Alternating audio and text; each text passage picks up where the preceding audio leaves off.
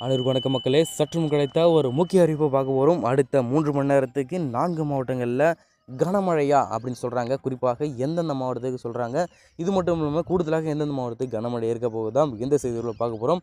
அதுக்கு முன்னாடி நம்மளோட சேனல் இப்போ தான் வந்திருக்கீங்கன்னா மறக்காமல் சப்ஸ்கிரைப் பண்ணிக்கோங்க. பக்கத்தில் இருக்க பெல் ஐக்கானை போய் ஆல் டிக் பண்ணிக்கோங்க. முக்கியமான விஷயம், வீடியோ ஸ்கிப் பண்ணால் பாருங்கள். அப்போ தான் நான் சொல்கிற தகவல் என்னன்ட்டு உங்களுக்கு வந்து ரொம்ப சார். இப்போ வாங்க வீடியோக்குள்ளே போகலாம்.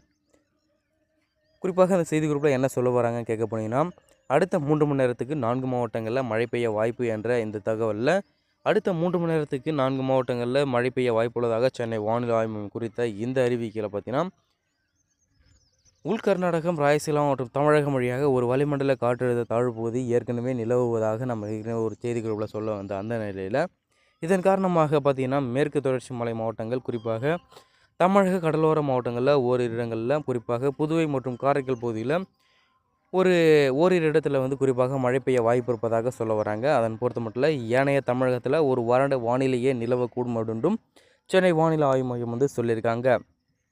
இந்த நிலையில் தான் அடுத்த 3 மணி நேரத்துக்கு குறிப்பாக பகல் 1 மணி வரை கன்னியாகுமரி, தூத்துக்குடி, திருநெல்வேலி, ராமநாதபுரம் மாவட்டங்களில் லேசான முதல் மிதமான மழை பெய்ய வாய்ப்பு இருப்பதாக சென்னை வானிலை ஆய்வு மையம் வெளியிட்ட அறிக்கையில் இவ்வாறு தெரிவிச்சிருக்காங்க மக்களே. ஸோ இது போன்ற இன்ஃபர்மேஷன் மற்றும் மழை பற்றிய வானிலை பற்றிய கூடுதல் தகவலை நீங்கள் உடனுக்குடன் துல்லியமாக தெரிஞ்சுக்கணும் அப்படின்னு நினச்சிங்கன்னா மறக்காமல் நம்மளோட சேனலை சப்ஸ்கிரைப் பண்ணி வச்சுக்கோங்க. பக்கத்தில் இருக்க பெல் ஐக்கானை ஆல் டிக் பண்ணிக்கோங்க. நன்றி, வணக்கம் மக்களே.